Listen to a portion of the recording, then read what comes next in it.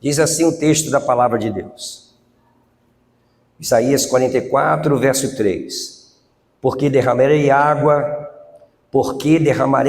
sobre o sedento e torrentes sobre a terra seca. Derramarei o meu espírito sobre a tua posteridade e a minha bênção sobre os teus descendentes. Agora vamos abrir a palavra de Deus no Evangelho de Lucas, capítulo 13.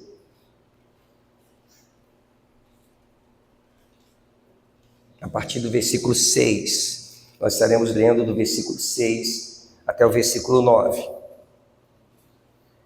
O título que a Sociedade Bíblica coloca nesse texto é a parábola da figueira estéril. E o texto diz assim: Então Jesus proferiu a seguinte parábola. Certo homem tinha uma figueira plantada na sua vinha, e vindo procurar nela fruto, não achou. Pelo que disse ao viticultor: há 3 anos eu venho procurar fruto nessa figueira e não acho. Podes cortá-la, para que esta ainda ocupando inutilmente a terra. Ele, porém, respondendo: Senhor, deixa ainda este ano, até que eu escave ao redor dela e lhe ponha estrume. Se vier a dar fruto, bem está, se não, mandarás cortá-la. Vamos orar. Senhor, estamos diante da tua palavra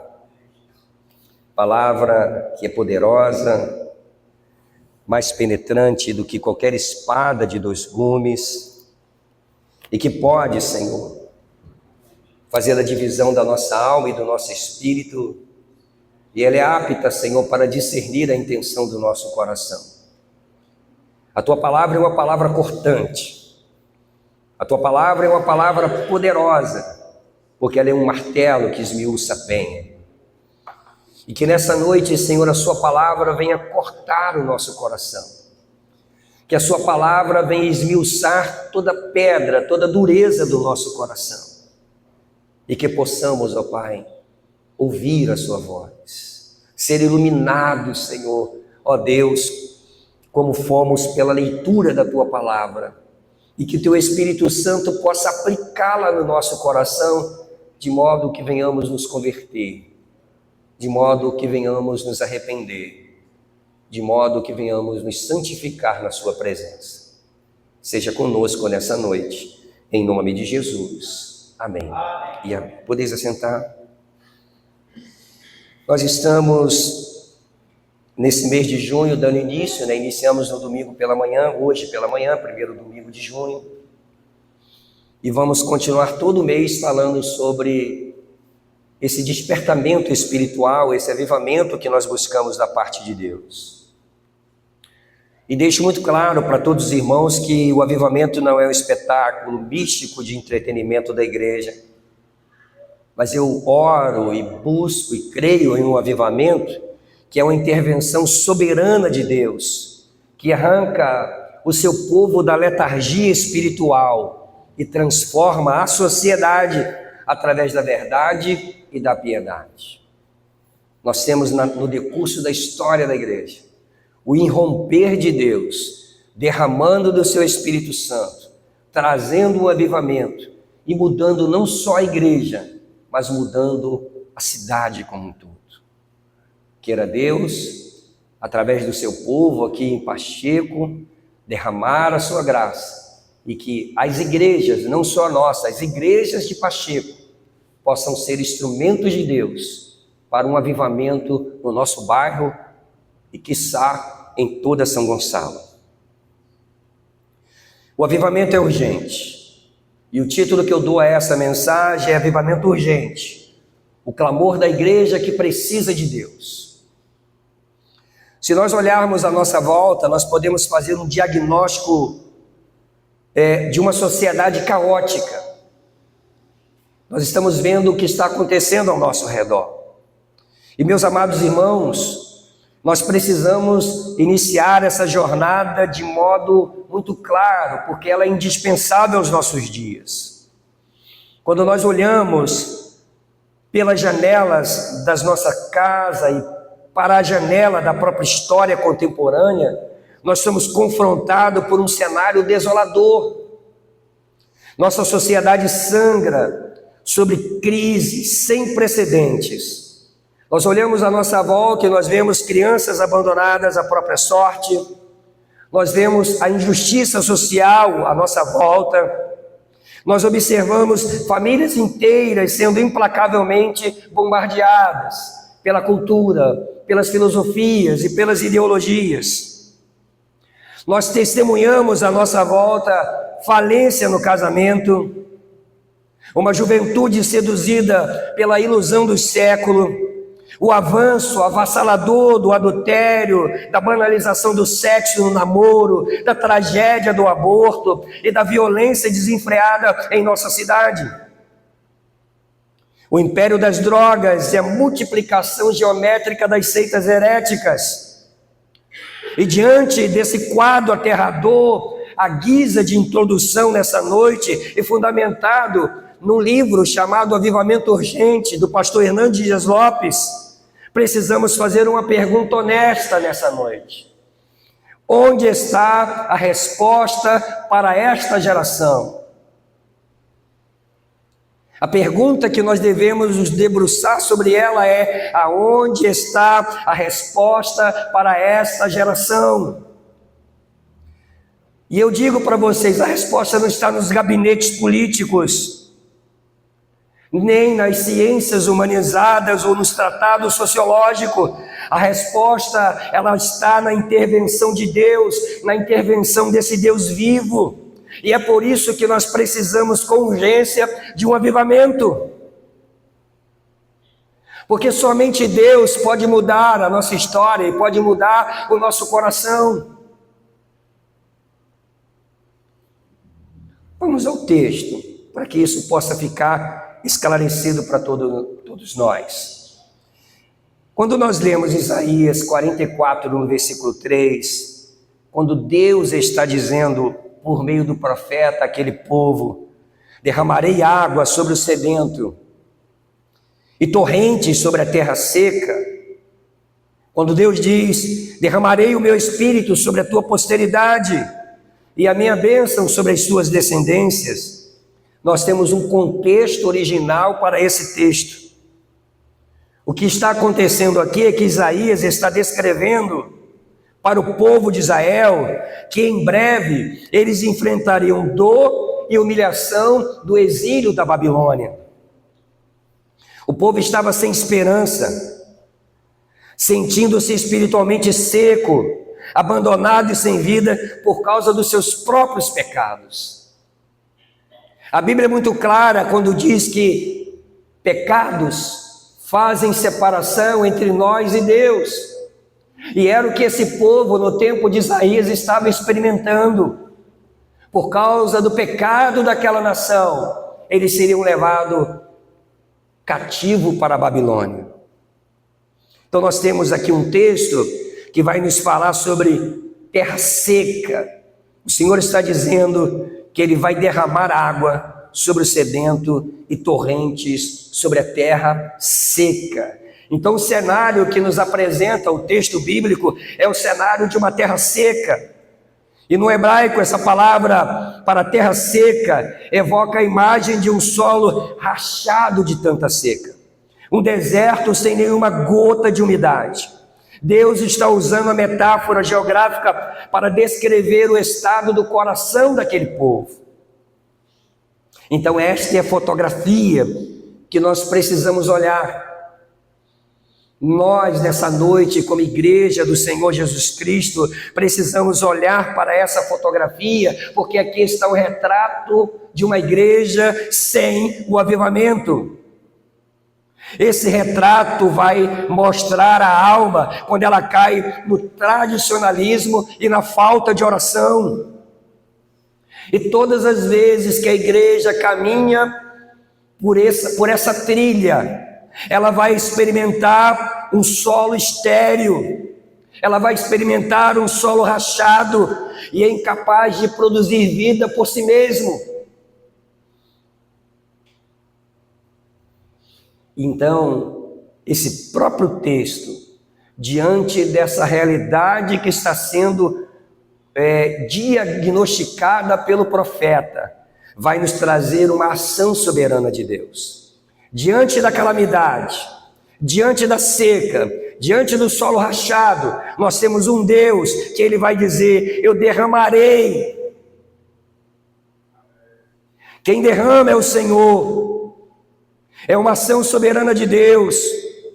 A palavra que o texto usa para derramar não significa apenas um gotejar ou um salpicar de água. Significa um transbordamento, um vazamento de água massivo, uma efusão violenta e abundante. O que Deus está dizendo é que Ele não vai fazer cair sobre a terra seca uma chuvinha qualquer. O que Deus está dizendo para o profeta é que Ele vai derramar torrentes abundantes de água sobre a nossa vida. Então o texto deixa muito claro para todos nós: avivamento é uma iniciativa divina, é uma obra 100% de Deus. É Deus que está dizendo: eu derramarei sobre a terra seca. A terra seca não pode mudar o seu estado. A terra seca depende de uma ação externa.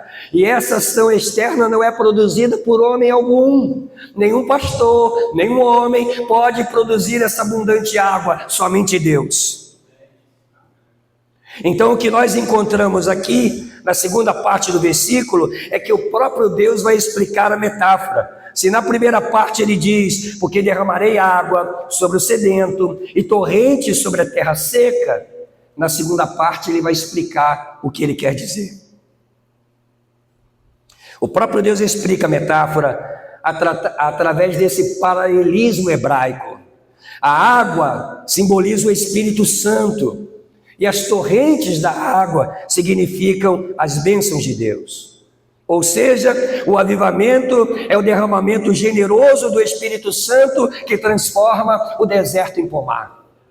Então nós precisamos da operação de Deus derramando do seu Espírito Santo para mudar a nossa realidade. Eu não sei quanto a você nessa noite.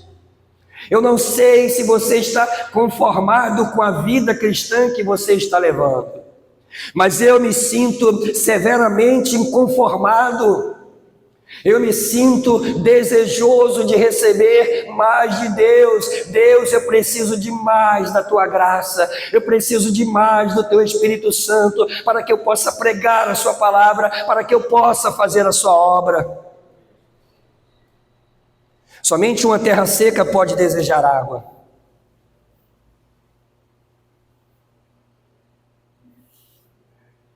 Que o Senhor derrame abundantemente sobre a minha vida e a sua vida nessa noite. O segundo texto que nós lemos, abra sua Bíblia, é Lucas, capítulo 13, versículo 6. Diz o texto: disse também esta parábola: um certo homem tinha uma figueira plantada na sua vinha e foi procurar nela fruto, e não a achando, ele disse ao vinheteiro: eis que há 3 anos venho procurar fruto nesta figueira e não acho.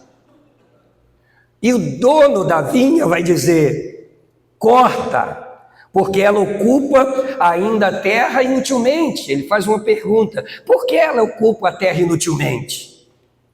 E respondendo ele disse: Senhor, deixa este ano, até que eu cave ao redor e lhe deite adubo, e se der fruto ficará, e não, se não, depois será cortada. O contexto dessa parábola, irmãos, é que Jesus está advertindo o povo de Israel, a nação de Israel, que a menos que se arrependessem, todos pereceriam. Essa figueira seca, representa a nação de Israel. Israel estava rejeitando o Messias, Israel estava rejeitando a Jesus Cristo, e Jesus então vai usar essa parábola para divertir aquele povo. Mas entenda uma coisa, por aplicação, nós podemos aplicar essa parábola à igreja visível de Deus. Aquela nação desfrutava de privilégios espirituais imensos, mas não correspondia às expectativas de Deus. O que nós encontramos aqui? O que eu destaco nesse texto, nessa noite? Quando o dono da vinha, ele diz, não achando fruto. Não achando fruto. O que estava acontecendo com aquela figueira é que ela tinha a ilusão das folhas. A figueira era uma árvore privilegiada, porque nessa parábola ela está plantada dentro de uma vinha, e a vinha tem um solo protegido e adubado. Ela tinha tudo para dar certo. O dono passa 3 anos esperando o resultado. Na biologia da figueira, as folhas surgem junto com os frutos. Portanto, de longe, ela parecia saudável, verdejante e viva. Mas quando o dono da vinha se aproxima e olha por dentro das folhas, tem um veredito severo. O veredito do dono da vinha é devastador, porque ele vai dizer que há aparência, mas não há fruto. Há aparência, mas não há substância. Então o que nós encontramos aqui é o perigo de nós parecermos vivos, porém estarmos mortos. Pessoas que às vezes vêm para a igreja, aparentemente está tudo bem, mas por dentro estão ocultando pecados. Ou pessoas que vêm para a igreja domingo após domingo, mas não está produzindo fruto. E essa também é uma calamidade, porque o Senhor nos chamou para produzir frutos. Então nós corremos o risco do perigo do funcionalismo.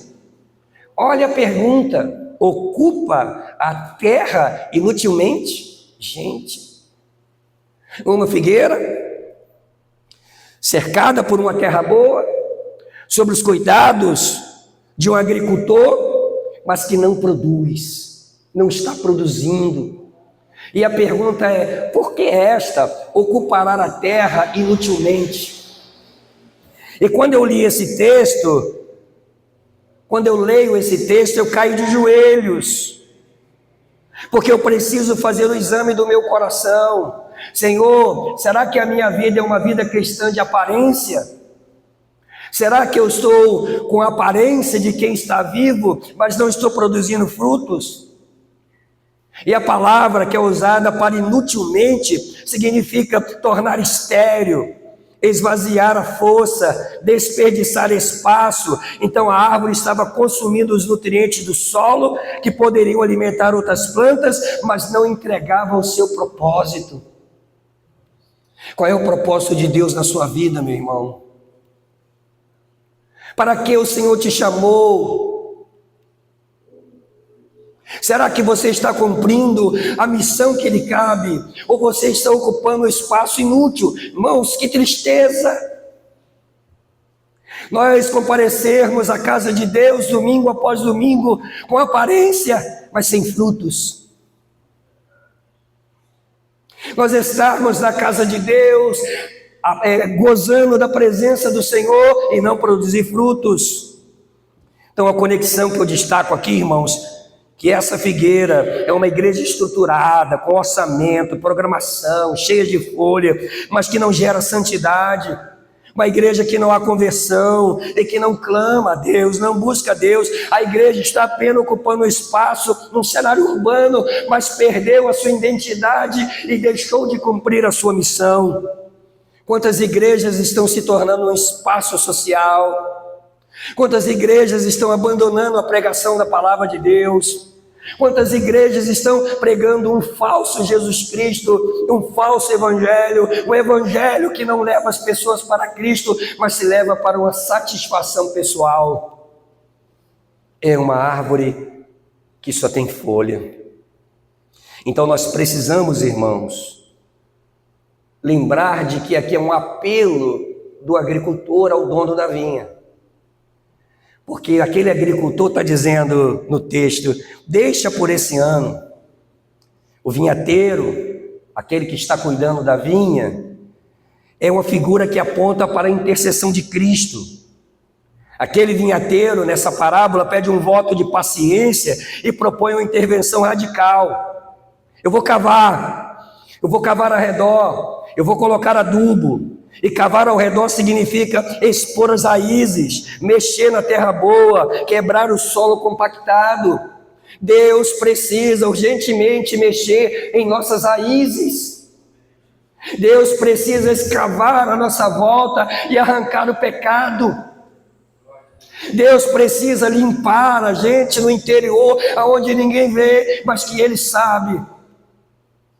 E esse colocar adubo, irmãos, quebrar esse solo compactado, significa trazer nutrientes externos que a própria árvore não consegue gerar. Somente o Espírito Santo pode mudar a nossa realidade. O adubo de que precisamos é o Espírito Santo.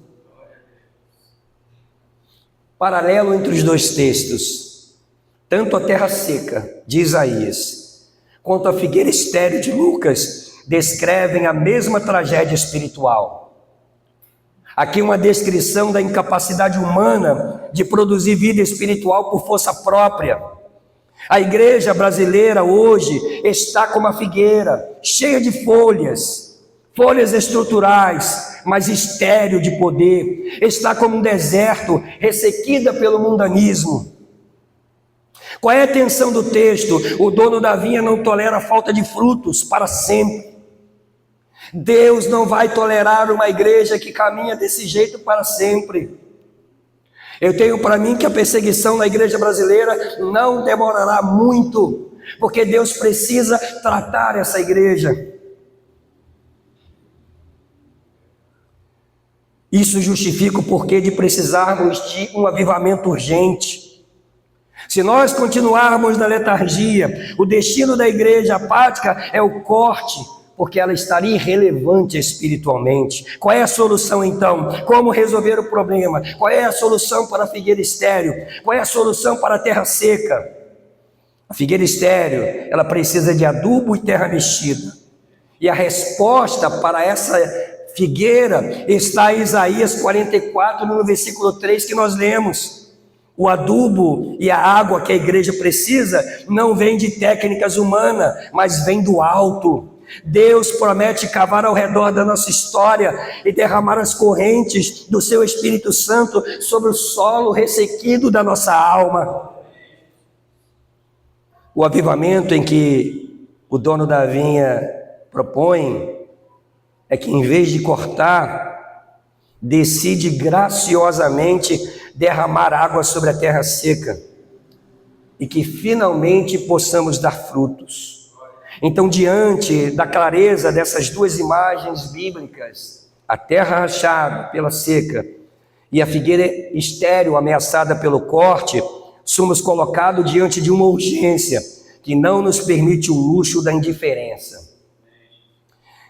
Compreendemos o texto, olhamos para o texto, agora precisamos encarar 4 verdades de profunda tensão espiritual, que nos revelam por que o despertamento do alto se torna a nossa necessidade mais desesperadora hoje. E a primeira dessa tensão, que nos desmascara imediatamente, eu quero dizer para vocês, a primeira verdade que eu quero tratar nessa noite, é que o maior obstáculo não está no mundo, mas está na própria igreja. Os 2 textos que nós lemos mostram que somos povo de Deus. Isaías mostra que era o povo de Deus que estava vivendo uma sequidão. E a parábola de Jesus mostra que aquela figueira tinha um dono, pertencia ao dono, pertencia ao Senhor, e ela estava sem frutos. Então, quando nós olhamos para esse texto, nós somos assim confrontados no espelho. Nós somos desmascarados, porque o problema não é o mundo, o problema não é o diabo. Nós precisamos, irmãos, ser honestos em nossa avaliação. Nós precisamos perceber que o diagnóstico é grave. O diagnóstico dessa crise não se encontra do lado de fora de nossas portas, mas do lado de dentro. O problema mais agudo do nosso tempo não é a ousadia das trevas, mas é a letargia da igreja. Jesus vai falar sobre isso, que planta-se o trigo e o inimigo durante a noite vai semear o joio. Então, hoje o que nós podemos tirar como lição é que enquanto o inimigo semeia o seu joio maldito e pernicioso no trigal de Deus, a igreja está adormecida. E quando não está adormecida, via de regra, está brigando. Nós temos experimentado isso na nossa caminhada. Dentro da igreja, briguinhas, ciumeiras, pessoas que estão disputando a tapa o seu espaço. Ou a igreja está vivendo uma letargia, o sono espiritual, ou está brigando, voltada egoisticamente para si, digladiando-se por ninharias e vaidade humana. Nós caímos na tentação de olhar para o caos do mundo e esquecer da nossa própria decadência. Nós ficamos olhando para os problemas externos. Nós somos craques em criticar o mundo, mas nós deixamos de olhar para o nosso próprio coração. Se perguntarmos hoje qual é o real problema da falta de impacto do Evangelho, por que o Evangelho não está causando impacto nessa sociedade? A resposta ecoará de forma implacável. O problema não é com Deus, Deus continua imutável. O problema não é com a Bíblia, ela continua infalível. Então o problema está em nós, é a igreja. O problema somos nós nos tornamos o maior obstáculo para a obra de Deus na nossa geração. E nós temos que ser sinceros em olhar para isso e nos arrependermos para que Deus possa mudar a nossa história. Eu disse de manhã, dizer que a igreja está bem é enfiar a cabeça como a avestruz faz quando ela enfia a cabeça na areia. Dizer que a igreja está bem é ignorar as marcas de nossas próprias ruínas.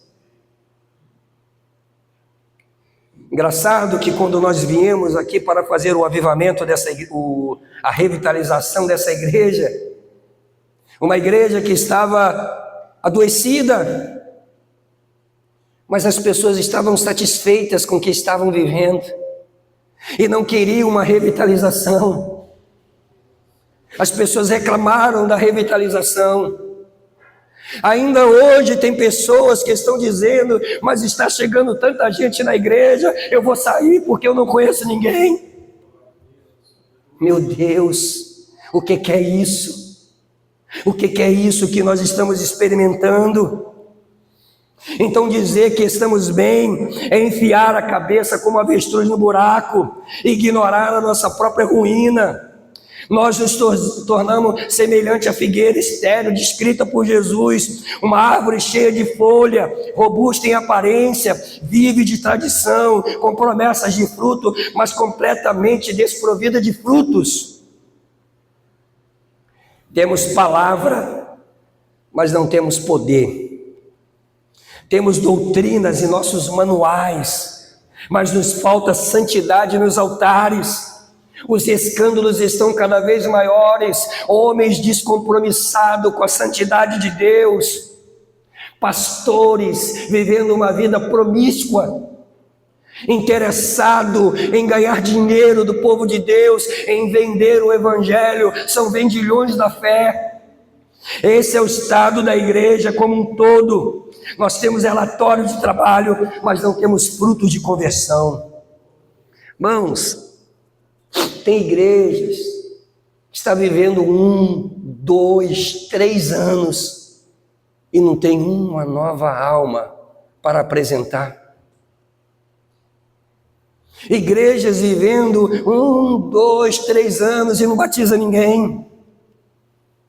Não somos semelhantes à figueira que está ocupando lugar, mas que não tem frutos. Parece ofensiva essa palavra, mas eu quero que vocês entendam que eu estou pregando em amor, para trazer um despertamento ao nosso coração, para que nós possamos olhar para a nossa realidade e chorar, e clamar a Deus, e voltar o nosso coração para a oração, para buscar ao Senhor e dizer: Senhor, muda a nossa sorte, muda a nossa história, muda a nossa realidade.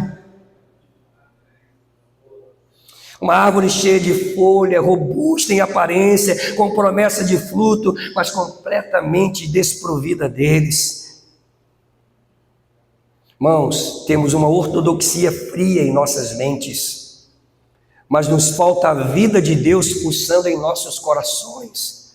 Os nossos seminários estão assim, de teologia liberal.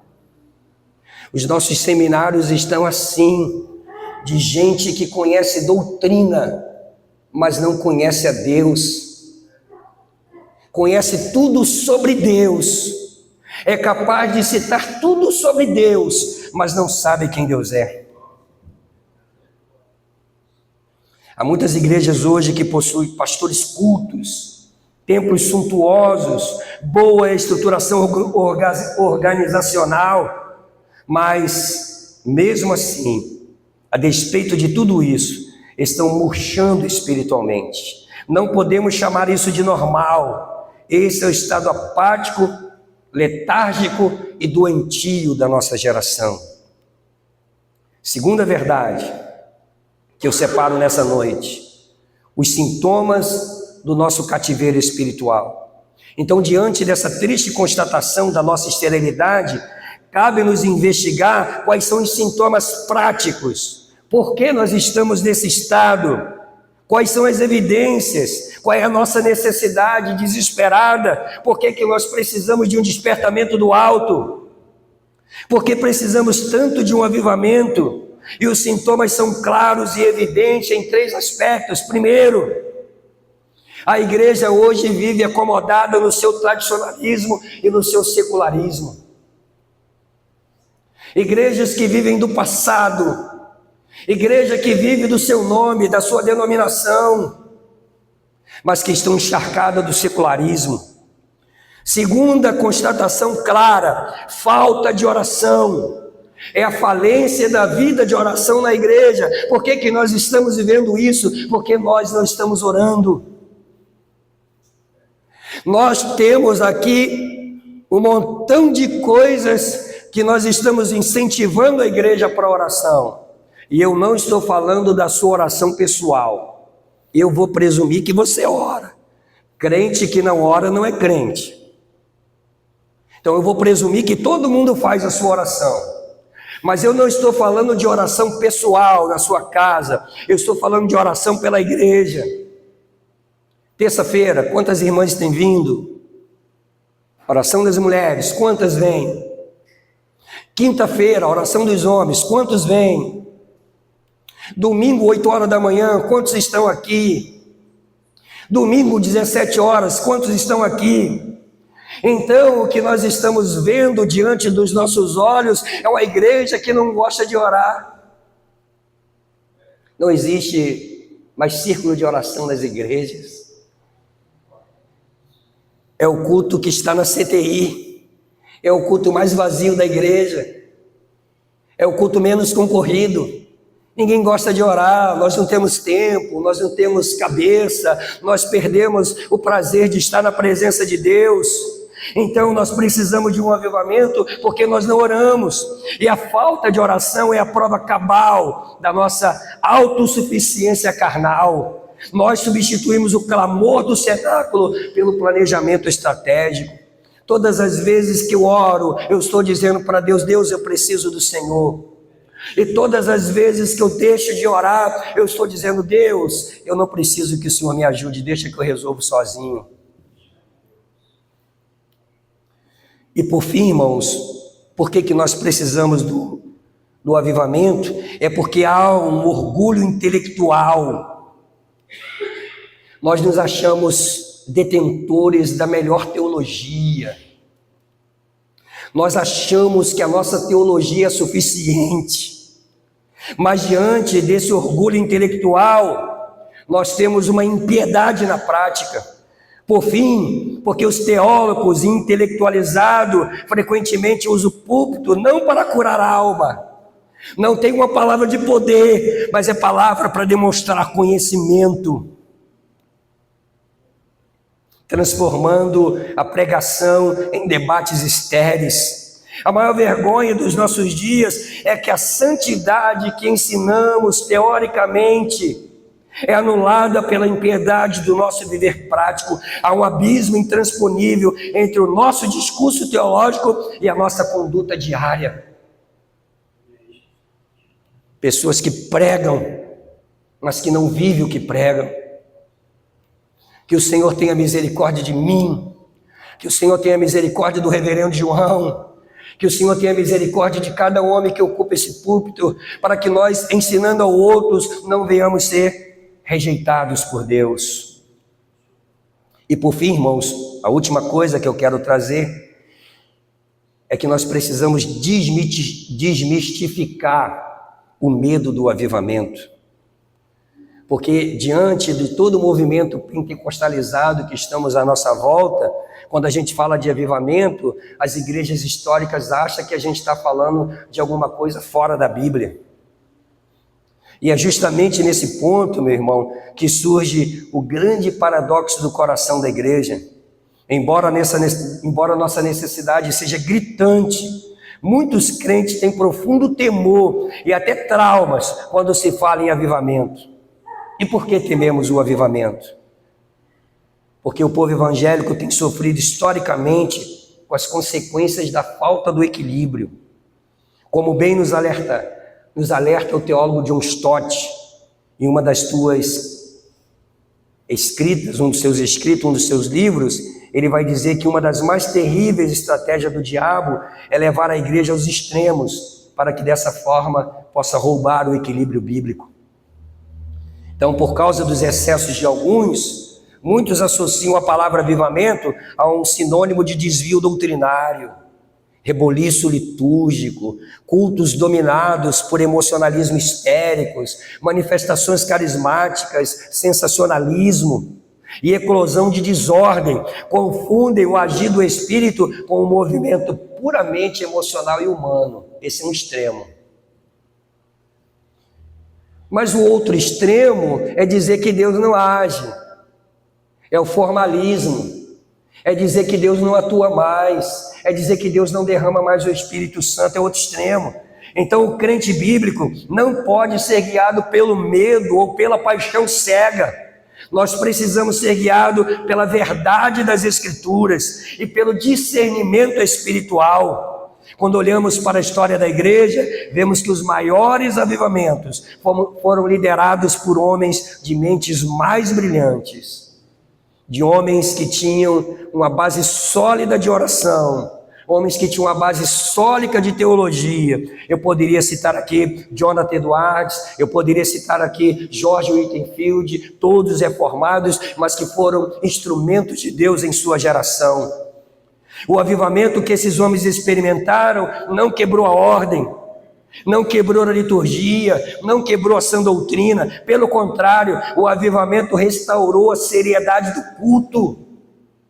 O avivamento verdadeiro não é desordem carnal, mas é o peso da glória de Deus constrangendo o homem ao silêncio, ao choro e adoração relevante. Precisamos, irmãos, ter o nosso coração aquecido. Precisamos chegar no nosso culto cheio de alegria, cheio de entusiasmos. Nós precisamos ter o desejo de não faltar. Por que a igreja vem de manhã e não vem à noite? Por que vem um culto e falta 2? Por que nós não conseguimos reunir a igreja num domingo à noite? Hoje aqui pelo menos está faltando 30 pessoas no mínimo. Sem força, sem ânimo, sem vigor. E até quando nós vamos ver isso? Então nós precisamos da soberana intervenção de Deus na nossa história. Faço a conclusão do texto aqui nessa noite. A nossa igreja, a IPP Vida, eu quero fazer o apelo que a gente venha buscar pelo avivamento para cada um de nós.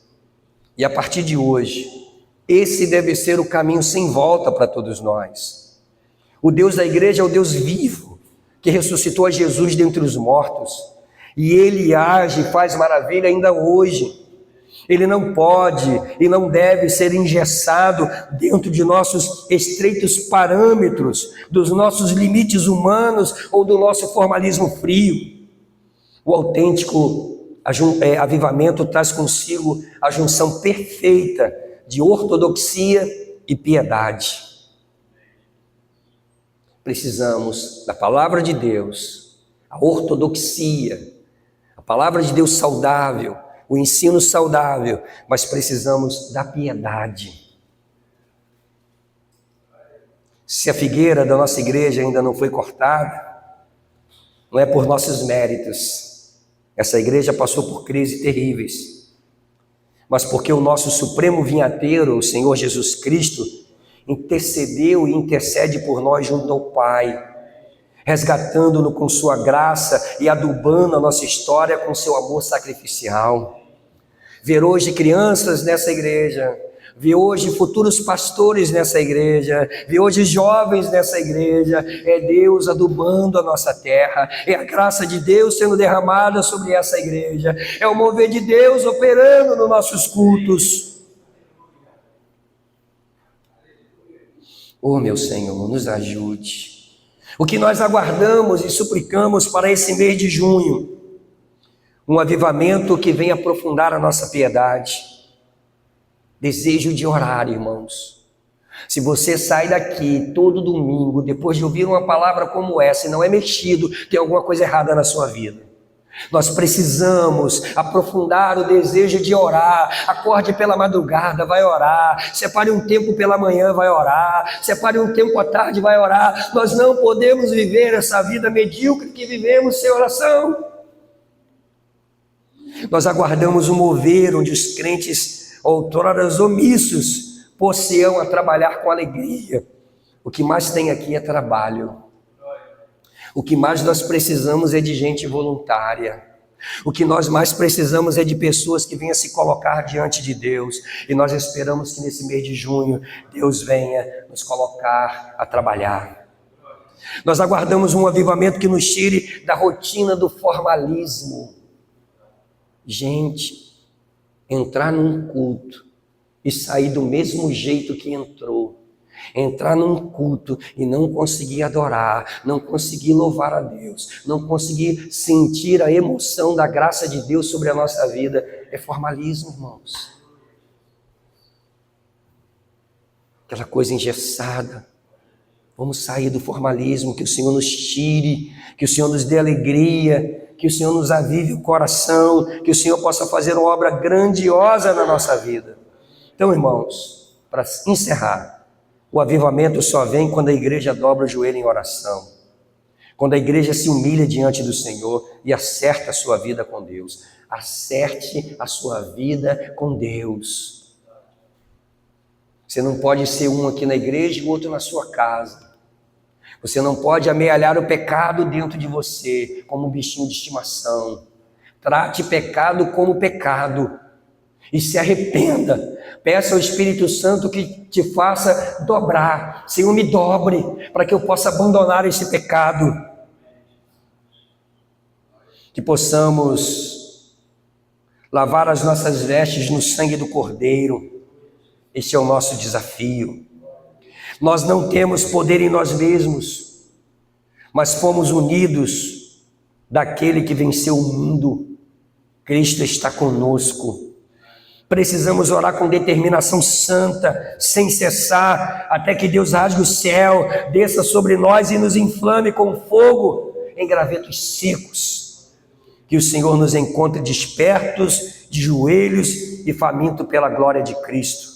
Oremos para que o Senhor da vinha limpe a figueira, coloque o adubo do Evangelho em nossas raízes e nos acenda com a presença do Espírito Santo que flui, com esse rio que flui do trono do próprio Deus. Ore comigo, meu irmão. Senhor, nós precisamos, ó Deus, que a Tua palavra fira o nosso coração. Nós precisamos, ó Deus, que o Teu Espírito Santo venha nos convencer de que a nossa vida, Senhor, precisa ser melhorada. Nós não temos forças em nós mesmos. Nós não podemos produzir essa mudança.